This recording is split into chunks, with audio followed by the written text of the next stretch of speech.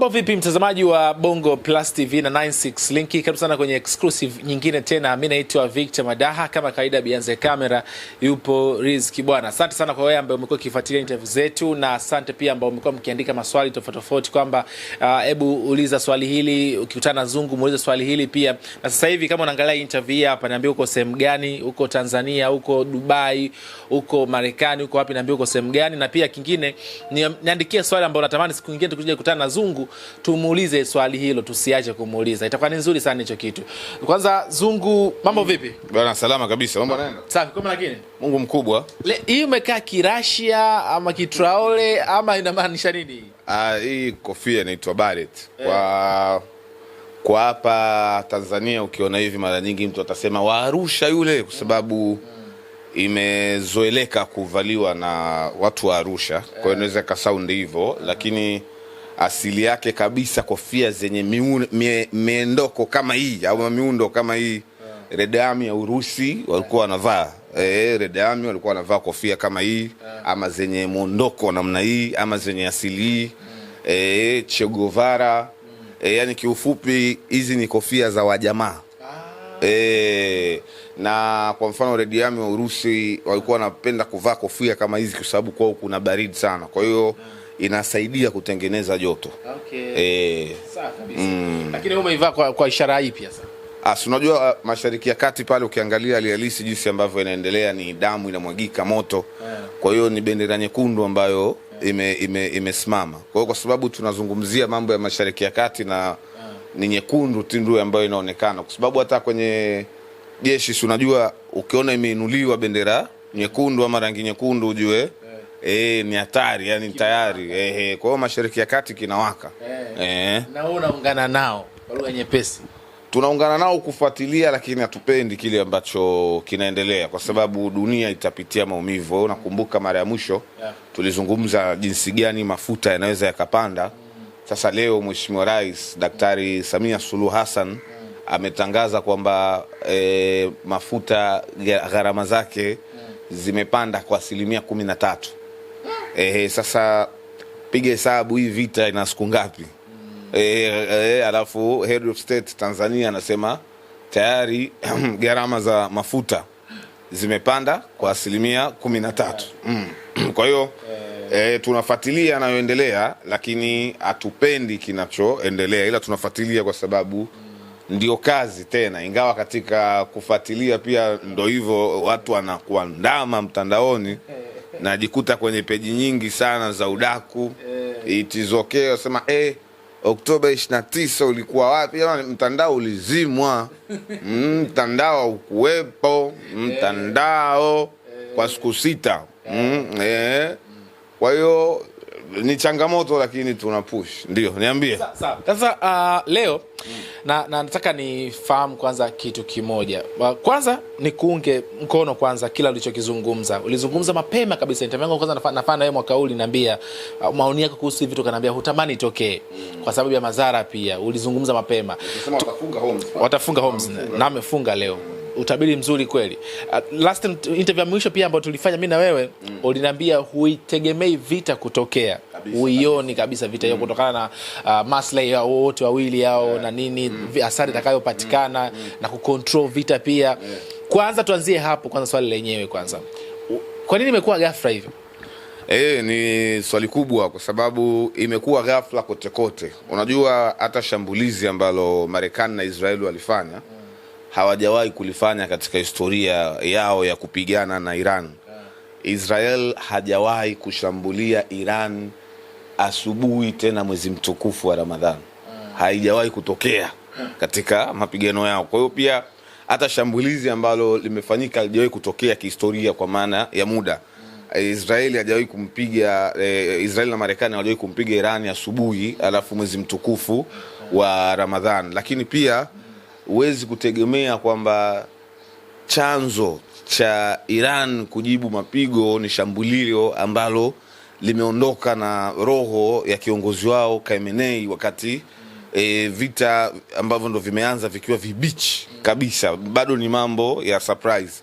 Sidhani kama kuna mtu kwanza alitegemea Khamenei anaweza kuondoka kwa staili ambayo ametangulia nayo mbele za haki. lakini pia sidhani kama kuna mtu alitegemea Israel itaishambulia Iran asubuhi tena mwezi mtukufu wa Ramadhani, kwa sababu hawajawahi kufanya.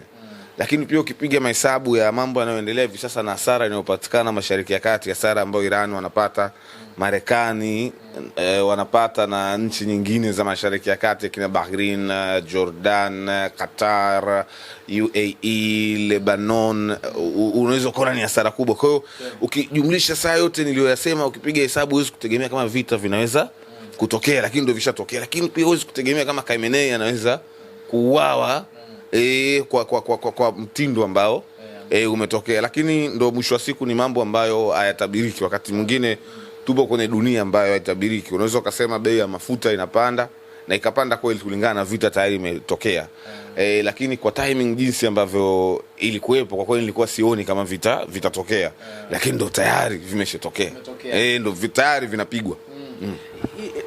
Israel shambulizi la kwanza kabisa wanamuua Ayatollah Ali Khamenei, kitu ambacho kilimshtua sana Zungu, akaposti akasema kwamba nitaondoka mtandaoni kwa kipindi fulani then nitarudi, na baadaye kaendelea pia kuomboleza kwamba nimeumizwa sana na hiki kifo. Ilikugusa kwa namna gani hasa kifo cha Khamenei? Unajua hii dunia tunatafuta balance, at least tupate balance. Tukiwa na nchi moja tu ambayo ina uwezo wa kucontrol kila kitu duniani na wote wakafata, sidhani kama ni sawa. Sasa ukiangalia Middle East, mtu pekee ambaye ana uwezo wa kumwambia Marekani kwa hili no ni Iran ya Khamenei, na alikuwa ni Khamenei. Wote hawa kina Saudi Arabia na ufalme wao, United Arabian Emirates, Qatar na nchi nyingine hawana uwezo, walishapoteza uwezo kidogo. Mwishoni mwa karne ya 20 Iraq naye alikuwa na uwezo huo, ila kavunjwa nguvu, kwa hiyo akawa na back Iran.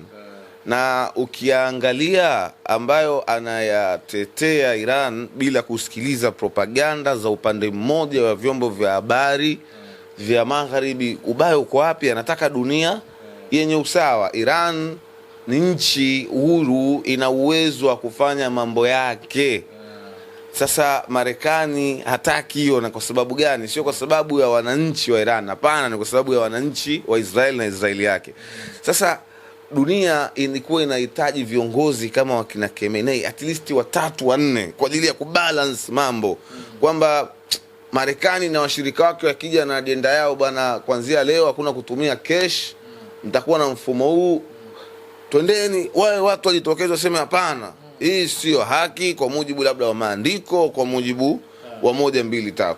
Kwa hiyo unapompoteza mtu kama Khamenei, ni lazima uumie, kwa sababu ulimwengu wa mashariki umepoteza jabali kubwa kweli kweli, kwa maana ya kwamba unajua ni mzee wa miaka 86. Mwenyewe alisema mimi najua nitakufa iza kwa maradhi au kwa nini, na kifo sio issue kwake na atakayemrithi.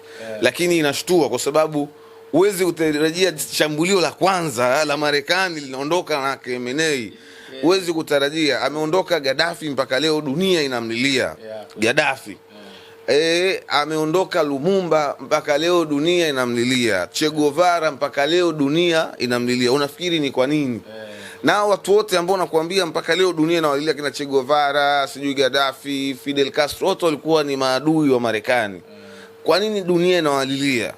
Kwa sababu ya sera zao nzuri kwa dunia na jinsi ambavyo walikataa mabavu ya Marekani. Of course ndicho ambacho walikuwa wamekifanya Khamenei.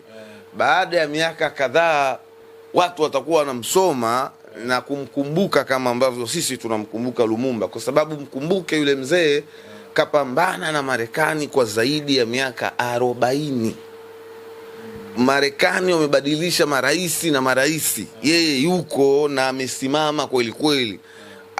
Anapambana na Marekani wakati huo Irani inapita kwenye vikwazo vikubwa vya kiuchumi, lakini nchi bado imesimama na mambo yanaenda. Huyo ni shujaa. Kifa lazima ushtuke useme jabali limeondoka.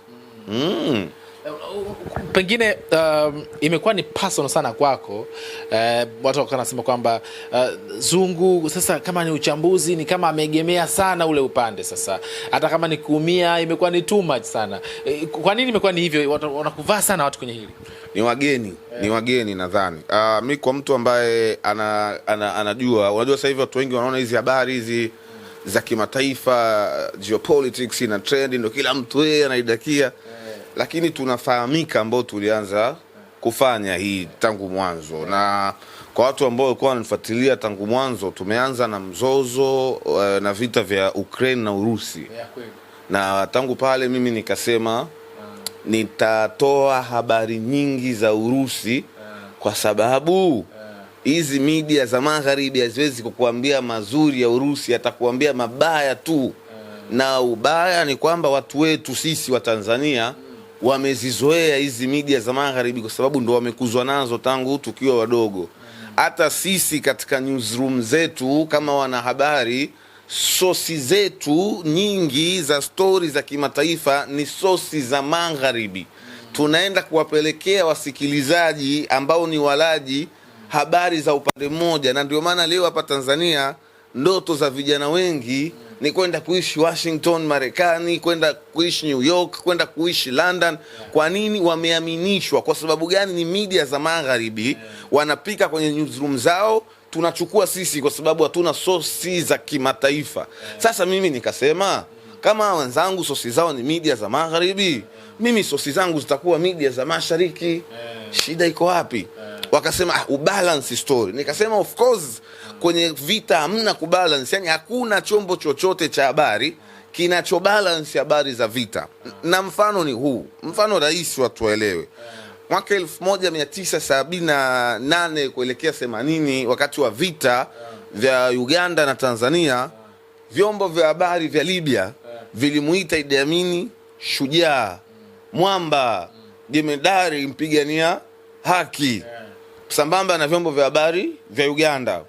Vyombo vya habari vya Tanzania vikamuita nyoka, shafisti, sijui nduli, mla watu, tunaelewana sijui katika habari za vita. Ukisoma BBC wanakuambia Hamas ni kundi la kigaidi. BBC ni media ya magharibi. Ukienda kusoma TASS, ukienda kusoma Faz, shirika la habari la Iran, kwa mfano Faz, wanakuambia Hamas ni chama cha siasa. Sijui tunaelewana katika mifano ambayo naitoa. Kwa hiyo sasa inategemea unapewa nini. Hawa wamezoea kupata habari nyingi kutoka kwenye media za magharibi kwa sababu ndio source pekee walizokuzwa nazo na ambazo wanazitrust kwa sababu wamekuwa nazo muda mrefu. Imekuwa kama utamaduni, na hawa watu wamefungua idhaa zao hapa, wanatangaza kwa lugha zetu hapa, wanachukua watu wetu hapa. Kwa hiyo tayari wametengeneza uaminifu. Sasa kwa sisi ambao tumesema nyinyi si mko na media za magharibi, si wanatoa habari tizoke tunasoma, lakini mimi sitochukua habari ya Urusi kwenye media ya magharibi, nitaichukua habari ya Urusi kwenye media za Urusi. Ndio hicho ambacho nimechagua kukifanya. Sasa turudi kwenye issue ya Iran. Ni kweli peji yangu inaunga mkono Iran katika vita vya Israel dhidi ya Marekani. Na hilo sio jambo geni kwa watu ambao wananifuatilia.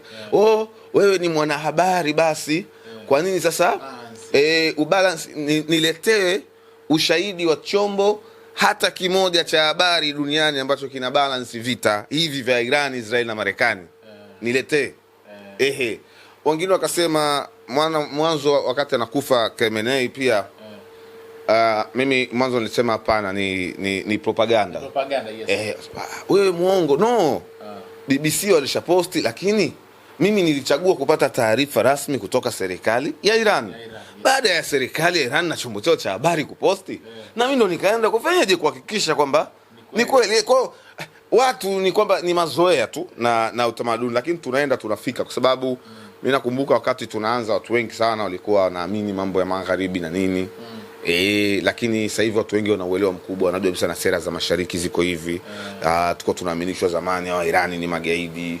kwa tunaaminishwa Urusi ni nchi mbaya, Putin yule yani sio binadamu kabisa, lakini umeona sasa hivi elimu, knowledge ya watu inaanza kukua. Huwezi kwenda tu kuambia watu Iran ni magaidi sijui nini, utaojiwa maswali. Kwa hiyo pia tunashukuru kwa hizo challenge, kwa sababu ukikataa challenge sasa wewe utakuwa sivyo tena. So ni sahihi kwa hizo challenge, lakini mimi nataka tu watu waelewe jinsi ambavyo dunia inavyoenda, hususan kwenye ulimwengu wa vyombo vya habari, kwamba kwenye haya masuala ya vita soma kote kote. Ukiamua kuchagua sema mimi nasoma tu magharibi, watakuaminisha Irani ni magaidi hawafai, na ndicho ambacho kwa hiyo kama unataka kuhusu Iran soma katika vyombo vya habari vya Iran. Sasa ubaya ni kwamba access ya kupata vyombo vya habari vya mashariki ni ngumu. Inabidi uwe tunasema nyingi zipo dark web. Yani magharibi wana. Sasa ukitoa vitu dark web ukiwaletea ndio wengine wanakuambia wewe vipi bana. Kwa ni challenge za kawaida. Zungu, kifo cha Khamenei watu walifikiri kwamba Irani inaweza ikayumba, hasa katika masuala mazima ya kivita kwa namna ilivyokuwa inaonekana, kwa sababu hata Marekani baada ya kushambulia kumua yeye waliwaambia wananchi kwamba chukueni nchi yenu, tushamuondoa kiongozi, lakini hali imekuwa ni tofauti sana. Nini unachokiona kwanza kwa uongozi mpya na kuondoka kwake Khamenei? Kuna mabadiliko yote pale? Uongozi sio, unajua kwa nchi za wenzetu uongozi sio mtu. Uongozi ni mfumo. Iran wana mfumo thabiti wa uongozi. Kauliwa Khamenei siku moja. Kauliwa waziri wa ulinzi Nasrallah siku hiyo hiyo. Kauliwa mkuu wa jeshi la IRGC siku hiyo hiyo, na makamanda wengine wa ngazi za juu. Lakini bado jeshi linashambulia na morali haijafa vitani. Sio kitu kidogo. Yani ingekuwa ni nchi nyingine ambayo haina mfumo imara, hii shughuli ilikuwa imeisha. Maana amiri jeshi mkuu kafa, waziri wa ulinzi kafa, mkuu wa majeshi kafa. Unafanya nini tena vitani? Lakini Iran kwa nini bado wanafanya hivyo? Ni kwa sababu ya mfumo. Kwa mfano hata issue ya mrithi wa Khamenei, yeye alianza kumwandaa mrithi wake tangu mwaka 2014 na alishasema wazi, of course. Kwa hiyo na ndio maana hata yeye alikuwa anasema siogopi tena kifo. Nimeishi na miaka 86, najua kama sitokufa kwa mashambulizi ya Marekani nitakufa kwa ugonjwa. Alishalisema hilo wazi. Kwa hiyo tayari walishaandaa mifumo, na ndio maana unaona anauliwa huyu anaweka huyu. Na Iran wamekuwa ni wahanga wa viongozi wao muhimu kuuawa, lakini hawajawahi kurudi nyuma katika mapambano yao. Wakati Trump ameingia madarakani kwa awamu ya kwanza, alimuua mtu wa pili ambaye ndo alikuwa awe mrithi wa Khamenei. Alikuwa ni mwanaume wa pili mwenye nguvu Iran. Hata rais wa Iran alikuwa na hiyo nguvu. Alikuwa akitoka Ayatollah al-Khamenei, mwanaume wa pili mwenye nguvu na mamlaka Iran alikuwa ni Jenerali Qasim Suleiman, ambaye aliuawa na Donald Trump. Trump alituma drone Baghdad kamfetua. Ulikuwa ni msiba mkubwa sana. Iran walilaani mno. Kama unavyoona hii ya Khamenei. Khamenei kazidi tu kidogo. So viongozi wao wengi wameuawa, lakini anatoka huyu anaingia huyu. Anatoka huyu, wana system ambayo inafanya kazi kwa wepesi, na system yao ya uongozi ni imara. Na ndio maana mimi nimeandika leo asubuhi nikasema mafanikio makubwa ya Marekani ni kubadilisha mfumo mzima wa serikali ya Iran. Sio kumuua Khamenei, ni kubadilisha mfumo mzima wa serikali ya Iran ambao waliweka mara baada ya kufanya mapinduzi, ambao unaongozwa kwa mujibu wa sheria za Kiislamu, kwa sababu ile ni Jamhuri ya Kiislamu ya Iran. Wakibadilisha ule mfumo watakuwa wameshinda, kwa sababu wakibadilisha ule mfumo hata masuala ya nyuklia hayatakuwepo tena, na hiyo misimamo mikali itakuwa imeondoka. Lakini ukimua Khamenei, akija mwingine ukimua mfumo bado unakuwa umeuacha, bado Iran itazidi kukomana kumsumbua Marekani. Swali ambalo watu wanajiuliza, watu wengi sana, kwa nini Israel na Marekani wamekuwa kifaulu sana katika kuwaua viongozi wa Irani, na sio mara moja, na kwa nini Irani haiji na solution kuhusiana na hili? Mfumo wa ulinzi, intelijensia ya Irani na matundu ya kutosha. Na haya matundu yalitengenezwa na Marekani na Israel mara baada ya mapinduzi. Waliona kwamba Irani imekuwa nchi ya Kiislamu, wakapenyeza Mossad wengi na CIA wengi kwenye system ya Iran. Kwa hiyo inakuwa ni rahisi kuweza kuatrack wale viongozi. Iran wenyewe wanaamini kuna baadhi ya majenerali ambao ni CIA au ni Mossad, lakini wanafanya kazi na Iran. Kwa hiyo inakuwa ni rahisi kuwapata viongozi wa Iran, kwa sababu kuna wasaliti wengi katika majeshi ya Iran ambao wamejipenyeza muda mrefu, na ni ngumu kuwajua kwa sababu hawatumii wazungu. hawatumii wazungu, wanatumia watu ambao wana asili kama ya kwenu. Yani uweze kumpeleleza Mkuria umtume Mchaga, au utamtafuta mtu anayefanana na asili ya Ukuria au Mkuria mwenyewe, si ndio? Kwa hiyo sasa ndio hicho ambacho wanakifanya, kwamba CIA wamejipenyeza sana na wajanza leo, ni zaidi ya miaka 40 pamoja na Mossad, na ni udhaifu mkubwa sana wa Iran. Wasaliti ni wengi na mfumo umevuja, japokuwa wanajitahidi sana kupambana. Nimeona statement ya jana, Trump amesema watu wake watatu ambao waliwatazamia kuchukua urais Iran au uongozi Iran, wote wameuawa na watu wasiojulikana. Hajui kwa nini wameuawa na nani amewaua. Kwa hiyo wenyewe wanajitahidi kupata taarifa na kuzifanyia kazi, lakini bado ni ngumu sana kuweza Iran kuishinda Marekani na Israeli katika masuala ya intelligence. Ni ngumu sana, na Iran wataendelea kuwa waanga wa hili, kwa sababu kuna majasusi wengi mno ambao wamejipenyeza, na wengine inasemekana wana vyeo vya juu kabisa katika majeshi ya Iran.